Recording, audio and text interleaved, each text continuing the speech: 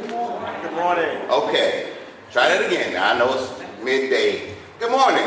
Good morning. All right.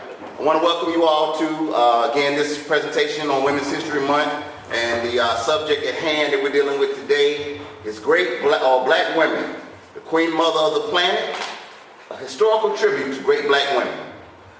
I wanted to do this in this particular setting, and I wanted to bring up some things about black women in history because that's generally a subject that's not really well covered. And it looks like I'm going to have to move over here.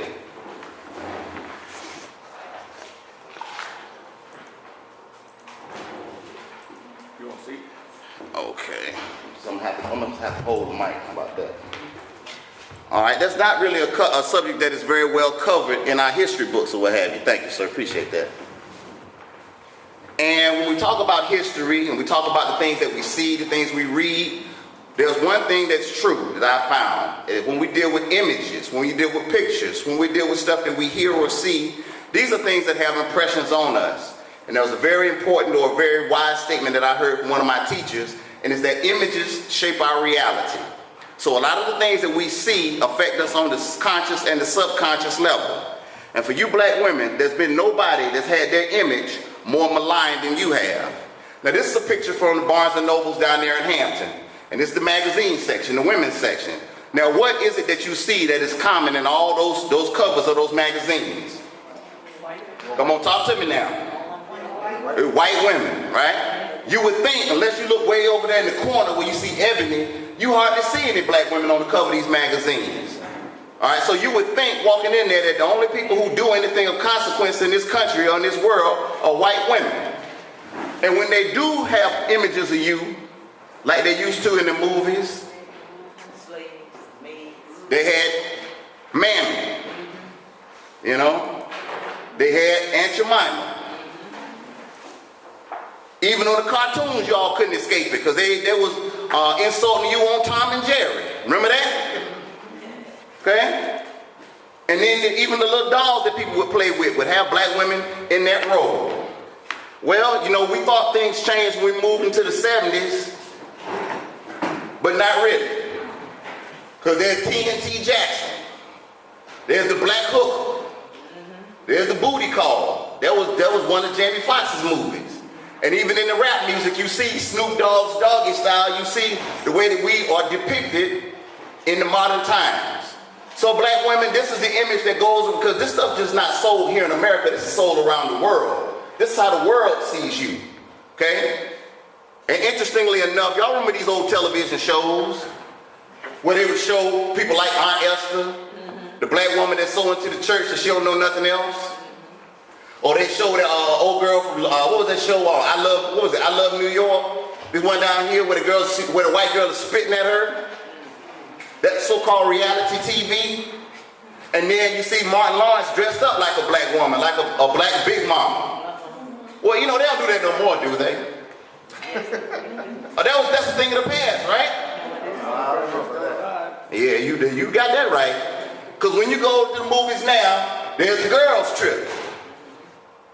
All of y'all, I'm sure you've seen these posters where these women look so, now all these were professional women, and how did they show them? Between somebody's legs. And then they show, Tyler Perry, not my man, but Tyler Perry, they show him dressed up like somebody's grandmama. You know? Boo Two, or Medea Halloween. But surely, you know, it can't be that bad, and if you go to the movies, you'll be glad you came. Y'all ain't seen that poster.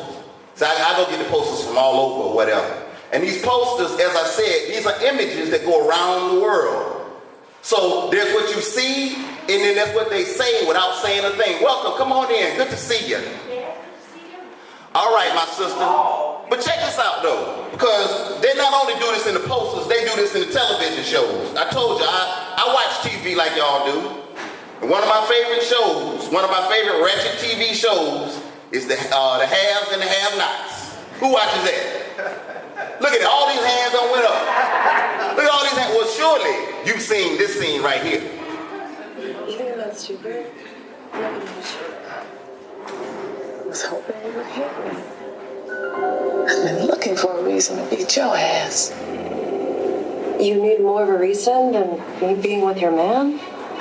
You're not with my man. Yeah, I am. Just go. Don't worry, I'm not going to let it go too far. Get off of it. Just. No, did you want to watch? Isn't that what you said? You want to join us? Said get off of him. Then let us go. Just said get off of it. Just stop it. You think I'm that stupid? Straight ratchetness, right? Now, the woman who started the fight, she was a big-time judge, and she fighting with some other black woman. These pictures, these television shows are shown around the world. Okay? When I was living in Bahrain, that's 6,000 miles on the other side of the world, they were showing this television show, and people who have never had contact with black people think this is how you act. So, in the spirit of doing what we're supposed to do as African people, we have a saying that's called Sankofa, which means to go back and fetch it. And you see this bird looking over his shoulder? That means that you got to go look into the past to take what lessons that you learned in the past in order to go forward. Ashe? Ashe. All right now. Y'all should remember that now. But this is very important. And in the spirit of Sankofa, in the spirit of going back and fetching the best things about you, black woman, I want to dedicate this particular lecture to several women. One who is one of my mentors, one of my teachers. Her name is Dr. Frances Cress Welsing. And she wrote a book called The ISIS Papers. She's an ancestor now. She died back in January of 2016. But she was one of the top behavioral psychiatrists that dealt with the behavior and the psychology of white supremacy. Why white people do what they do. Now this black woman, she's bad. Now this book, The ISIS Papers, is a book that all of us adults should be familiar with, if not have read it, because it breaks down the ism of racism and white supremacy and why white folks do what they do. She talked about in her book a lot of the things that we talk about in secret, but we don't ever talk about in any group setting. She talked about this thing about her theory of color confrontation. She dealt with looking at symbols. You know, if y'all come to my lectures, I always talk about certain symbols and how it has a meaning beyond what you actually see. But she talked about how white people have a certain innate fear of black people. And that's why white police officers, as y'all just saw, they'll shoot black people down and they'll say, oh, I was afraid. I was scared. What is it that they're so scared of? The brother they killed in Sacramento didn't have a weapon. Or did he? They're afraid, black man and black woman. They're afraid of your sons and your nephews. They're afraid of our ability to reproduce and produce color, which would take them out genetically. That is what they are afraid of. And Dr. Welsing talked about that. But she was way ahead of her time. Now these are the chapters from the book. She talks about guns as symbols. And if you've ever heard white folks talk about guns, the ones that are really big into guns, you know how they like those big long guns? And they call them the great equalizer? What they got to use that to equalize with you with? What is that all about? That's a psychological thing that they got going. But we can deal with that during the question and answer if you want to, but I want to play a little something for Dr. Welsing, because even though she made her transition before the president became the president, the current one that we have, she made a prediction. And I want you to hear just a little bit of it. See, every single thing that we are concerned about, every single thing when you turn on the TV tomorrow morning that they will talk about, will all be related to racism, white supremacy as a system. Okay, Donald Trump. I say meet your next president. See, all kind of people from the time he started talking. Oh, he's crazy. Oh, he's this. Oh, he won't all the American people won't accept something. Donald Trump has pulled the hood off of, the sheet off of, the cover off of the system of racism, white supremacy. See, he pulled it off, and he's talking with more clarity than anybody else, who all the other candidates quietly are thinking about racism, but they're not talking overtly about it. But Donald Trump is talking. So like I said, Donald Trump's trump card is the race card in the system of racism, white supremacy. The New York Times editorial today. The Trump effect. See, this is what I'm doing with my money, buying newspapers like Dick Gregory. The Trump effect and how it spreads.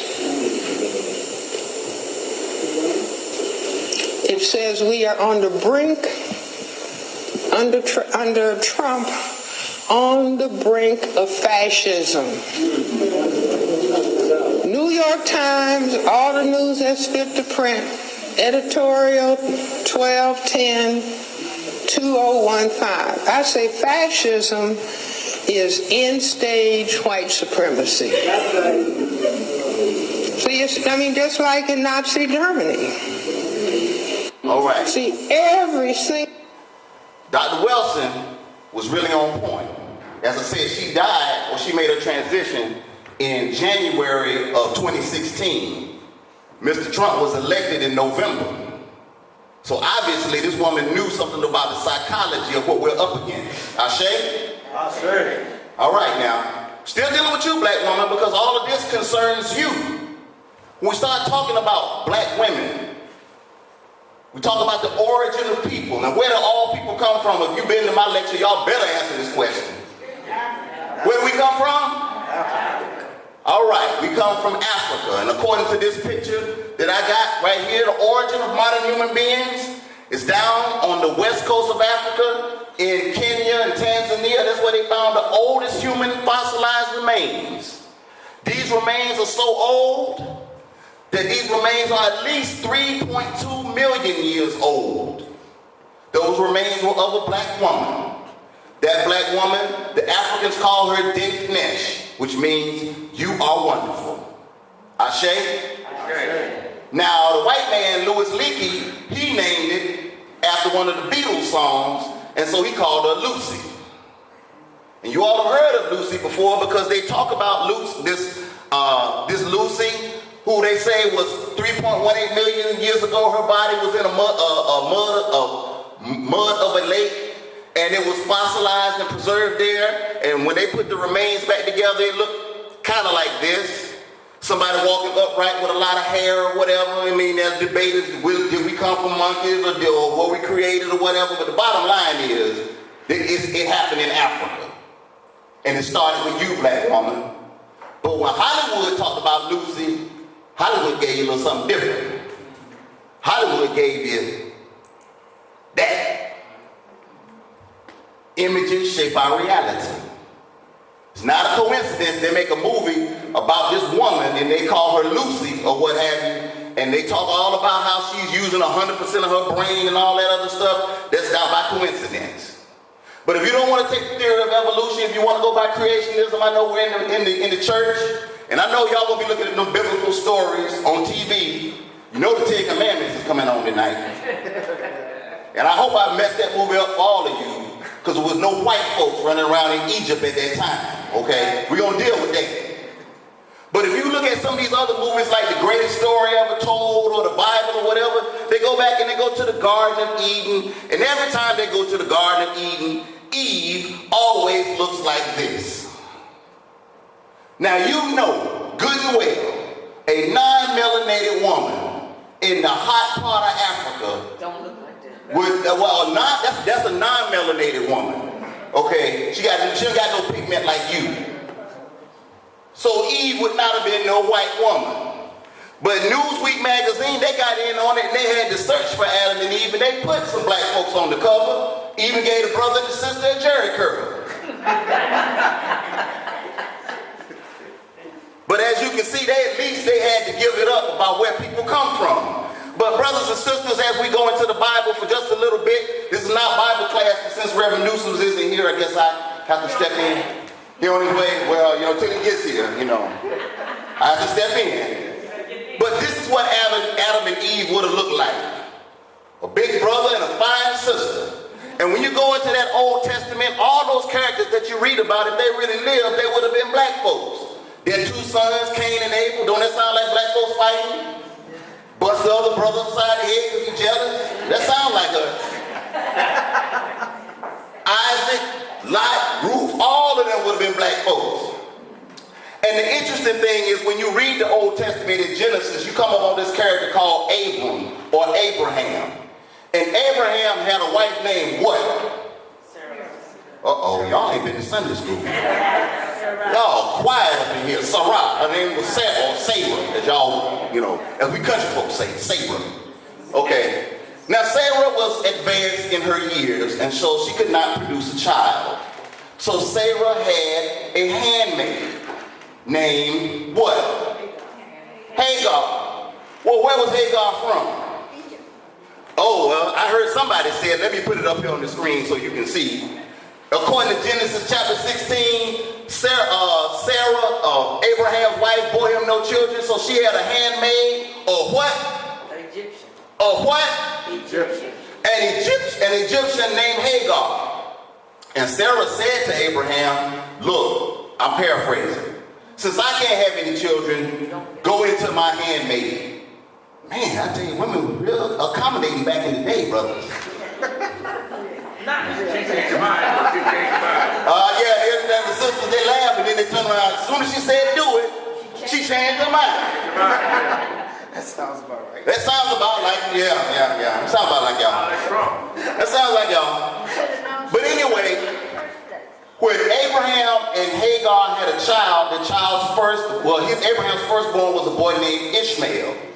And Ishmael had 12 sons, and these were the patriarchs of what we now call the Mohammedans or the Arabs. So the original Arabs was the sons of Ishmael, who was the son of Abraham, who was a black man too. But Hagar, his mama, she was black. Are we clear? Ashe. All right, now the story goes on. Abraham did get with Sarah, and they produced a baby named Isaac. And Isaac had a son named what?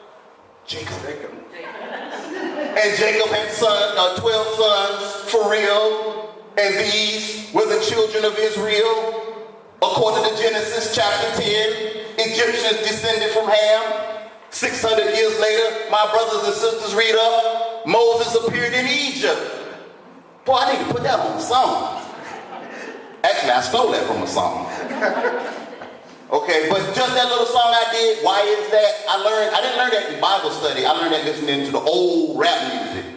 The KRS-One did, and explained about the black presence in the Bible.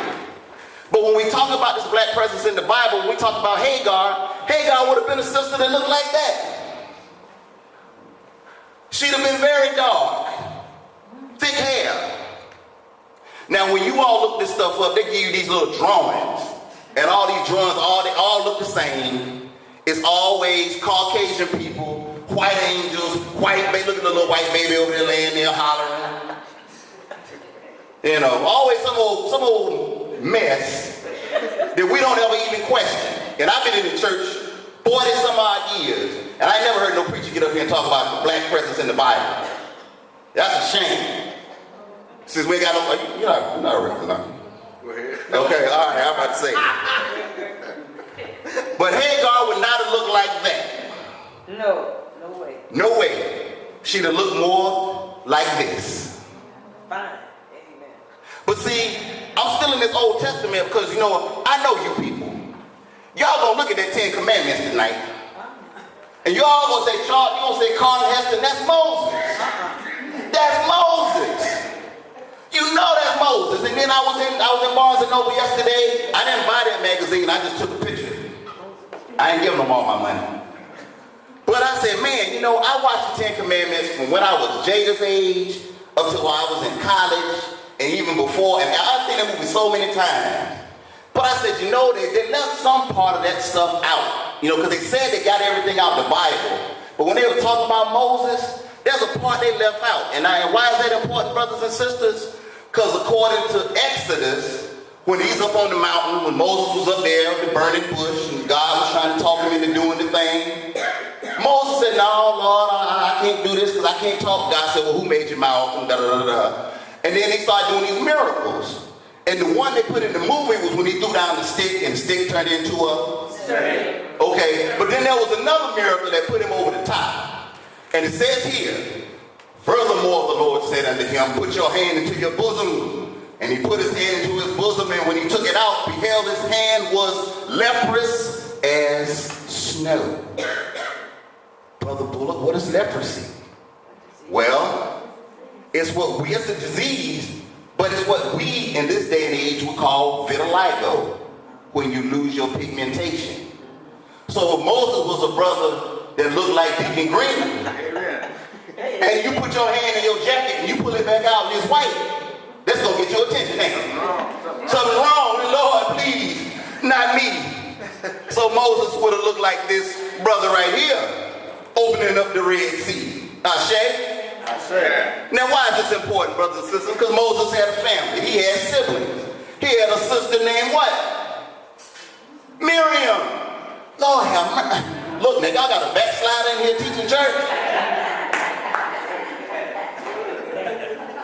Moses had a sister named Miriam. Don't you remember? That's her right there. The devoted sister. That's Sister Miriam. You know that's her. And when y'all go to them Bible stores, you get these women of the Bible. Not a black woman in sight. Well, let's go to the book. And it says in Numbers that Miriam and Aaron spoke against Moses because of the Ethiopian woman he married. Now wait a minute. He married a who? Ethiopian. An Ethiopian woman. Where's Ethiopia? So that means his wife must have been what? Just like him. But that's not the woman they cast in the movie, I can tell you that. But it says here down in the 9th chapter, the anger of the Lord was aroused against them, and he departed, and when the cloud departed from above the tabernacle, suddenly Miriam became leprous. There's that word again, but it says as what? White as snow. As white as snow. So what was leprosy according to the Old Testament? Leprosy was something that changed you from being black to what? To white. Now it's funny because Aaron said, Moses, oh my Lord, please do not lay this sin on us. I didn't say it, that's what Aaron said. I'm just reading.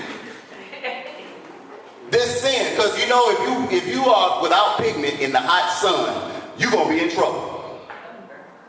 So, again, brothers and sisters, when we start to talk about these people of the Bible, when we talk about Miriam, oldest sister of Moses, welcome, good to see you. She'd have been a black woman. All right? Ashe? All right now, I tell you, boy, we're going to have some interesting Bible study here. And this would have been Moses' wife, Zipporah.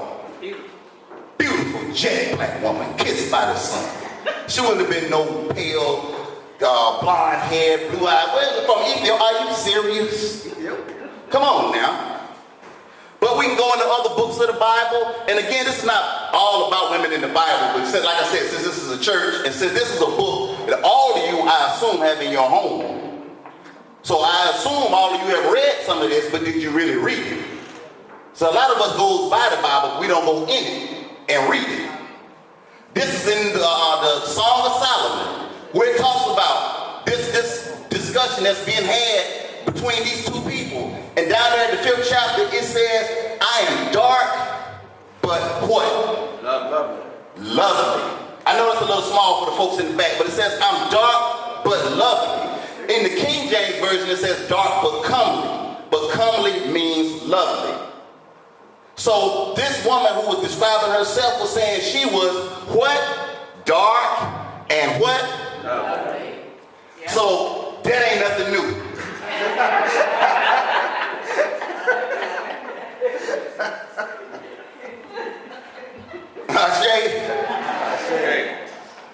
Now I like to put a little humor in here. You know, I know these subjects can be a little hard to deal with and what have you. So, you know, loosen up your tie. You know, we family here.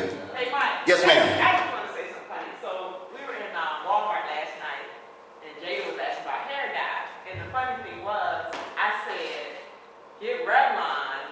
I said, we're going to look at Revlon because dark and lovely. I said, I used it on my hair one time today. My hair real coarse. Mm-hmm. And I said, so I have to use the white, the stuff the white people use, the Revlon.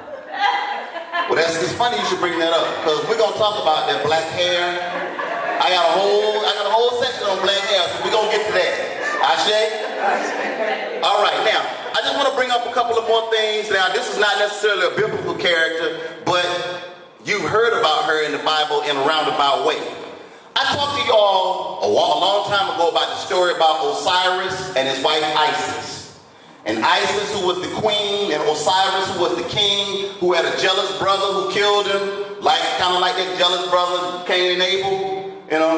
And Osiris was chopped up into many pieces, and he was dead. And his wife, who was a virgin, found the pieces and put them back together. Well, this story about Isis is a story now. Okay, it's an allegory, it's a parable. But it's a very important parable because this is the oldest love story in the world. This black woman loved her man so much that death could not separate them. And even though he was dead in the physical, she loved him so much that she loved his spirit back into existence. And his spirit actually impregnated that virgin queen, and she had a son. And when you go to Egypt, which I did, you can actually see now y'all can't see that, this is kind of difficult to see, but this is Osiris laid out with his body being put together, with his wife at his head, and she's putting them back together, and she's bringing life back into him.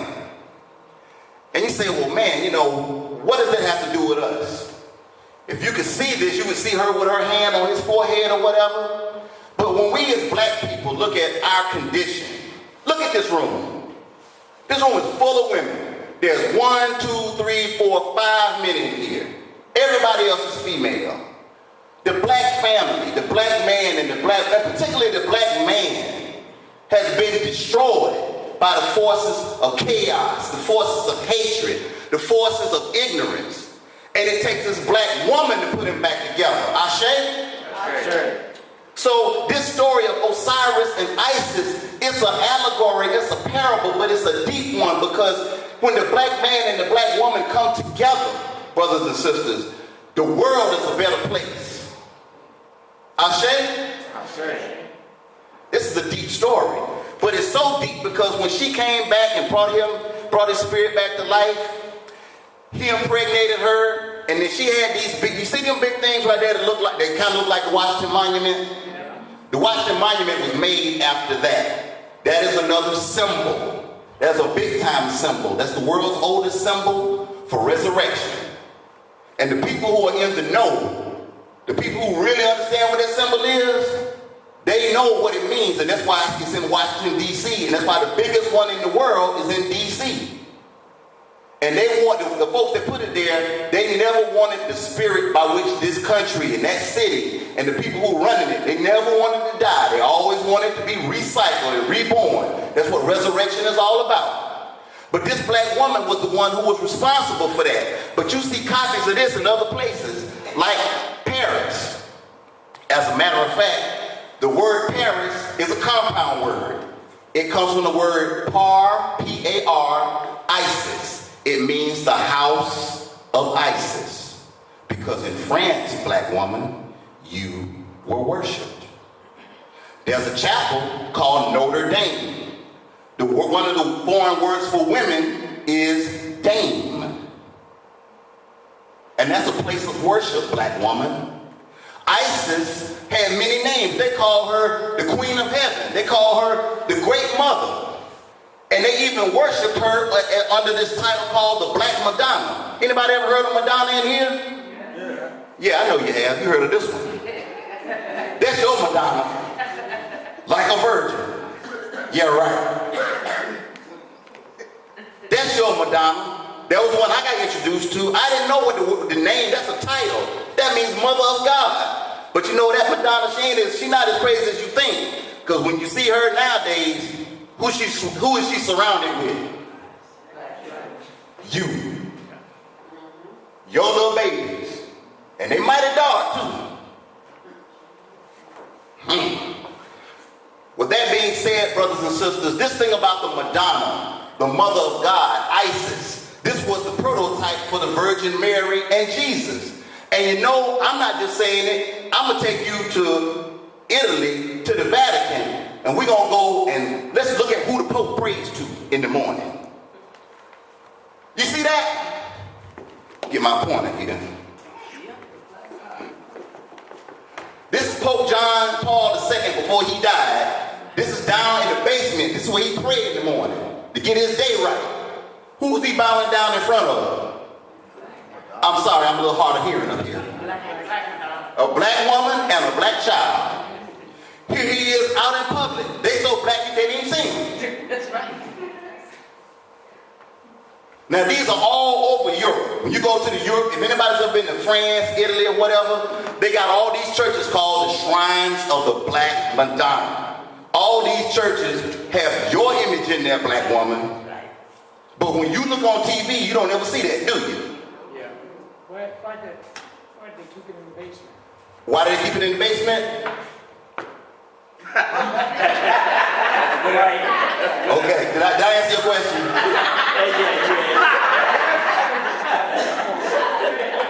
You did that perfectly.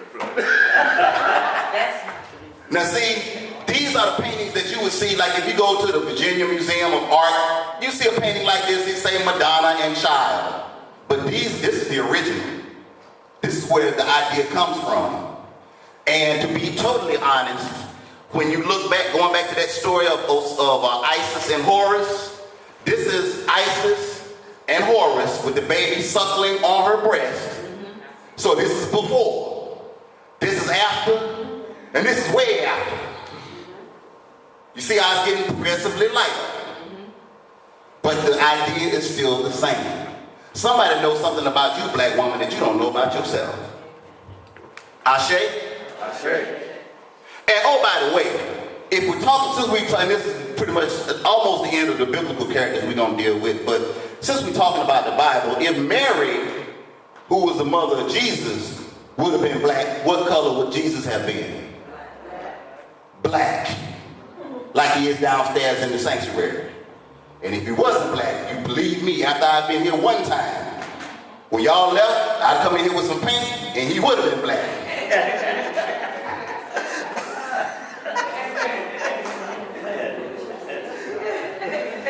Boy, he's terrible lady. Way his pink shirt and all that, terrible.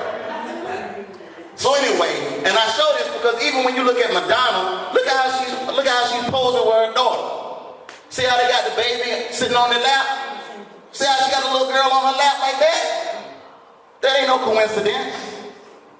These folks know what they're doing when they, again, images shape our reality. Ashe? Sure. All right, black woman, this is still about you because when I was over in Egypt, I saw a temple that they built to Isis. This is now look, let me just give you some idea of what these temples were like. These are grown people, and you see how small we are? These temples are all up and down the Nile, and they're dedicated to this black woman, this Queen Isis. So black woman, we didn't make songs that call you all kind of crazy names. We built temples for you. We named nations after you. We had all kinds of ways to give you reverence because you, black woman, are the mother of all of us. None of us would be here were it not for you. So we give reverence to you because you're the first God we know anything about. A child is born, they'll be calling on the Lord and Jesus and all that. Who they call? Mama. Mama, mama. And they say when you get ready to check out of here, so the person that come to get you is one of your relatives that you know, like your mama or your grandmama. So they say, back in the old church, in y'all new churches, I guess y'all too sophisticated for that. But anyhow, Ashe. But I wanna hit on this, and then I'm gonna give y'all a chance to get something to eat and whatnot. But another place in the Bible, they talk about another great black woman. They talk about, this is in the book of Acts, so we're in the New Testament now. We done talked all through the Old Testament, now we're in the New Testament. Talking about Philip. And he goes down and he meets with a man of Ethiopia, a eunuch, under the great authority of now this word, y'all butcher this word, and now when I say y'all, all of us Americans do. You see this word because a lot of people name their children this. They call them Candace, right? The word is Kandaki because the word means queen mother. And there was a long line of queen mother or Kandakis that came out of the Ethiopians or out of Egypt. But when y'all see this Candace, it reminds me of a television show. Y'all know my favorite television show. The Have and the Have-Nots. My girl Candace. Let's see some more ratchetness.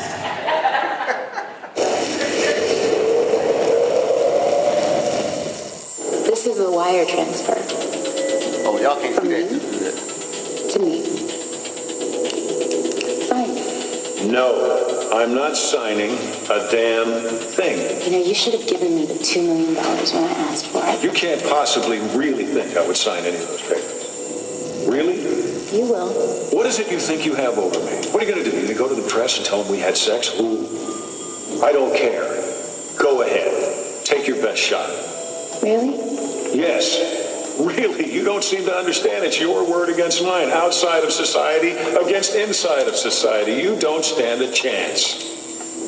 You're pathetic. Okay. It is going to be one cold day in hell before I would sign any of those papers. All right, since y'all can't see it too well, unfortunately, they were messing around with that name Candace. And the ratchet character up there, she's one of the main ones, Candace. Right? But the world knew you at one time like this, the queen mothers of Cush. Now, Cush is another word that we have talked about before. Cush means what? No, not black. Cush means, are y'all writing this down? Are y'all prepared to write this down? It means kissed by the sun. In the Bible, there are a group of people called the Cushite people. Now, when the Greeks came up on them, they could not pronounce K words, so they did not call them Cushites. They called them Ethiopians. Ethiopia means burnt-faced people. Now, which name sounds better? Cushite. But these Cushites were very powerful queens. And there was a long line of Cushite queens out of Ethiopia. And the most famous was a woman named Makeda. You all call her the Queen of Sheba. Come on now. I know Reverend Newsom here now. Y'all can start answering these questions. The Queen of Sheba. She was one of the most famous Kandaki queens or queen mothers out of that area of Ethiopia, even in Yemen, in Saudi Arabia. They ruled all of that. And the Bible talks about her encounter with Solomon and all of that. And they tell it from his point of view, but this is one of the richest women in the world, Makeda. Y'all think Oprah Winfrey doing something? There was a whole line of Oprah Winfreys. Daughter after daughter after daughter. So these black women they were incredible. So I wanted to open this up, we're here pretty much at the 50-minute mark, about halfway. I hope that I've warmed you all up. I know that, everybody's, we're coming from all different points and places on the map. But the Bible, again, is a book we all have in common. So hopefully, I'm not finished. This is just halfway. There's a whole lot more I got to hear for you. But I hope I whetted your appetite. And I know you're hungry. And we got some refreshments for you. So we're going to take a break. And we're going to come back. And we're going to get back into this. And we're going to do a little Q&A. And I'm going to send you on your way. Ashe? All right. Thank you. All right, what we're going to do, Oh yeah, thank you so much. Karen is in there getting the sandwiches and what I guess they're gonna bring them out here. We got water, we still got some grapes and things of that nature, and we got some chips and whatnot. And the sister went in there to help her or whatever, but they made a considerable financial donation for this. And once everybody gets their food, I'm gonna play this video that they had from Centera, which deals with breast cancer awareness or what have you. And brothers, this is not just for the ladies, because guys can get breast cancer too. So ladies, go home and make your man check himself. Ashe? Ashe. All right, so we're gonna take a break.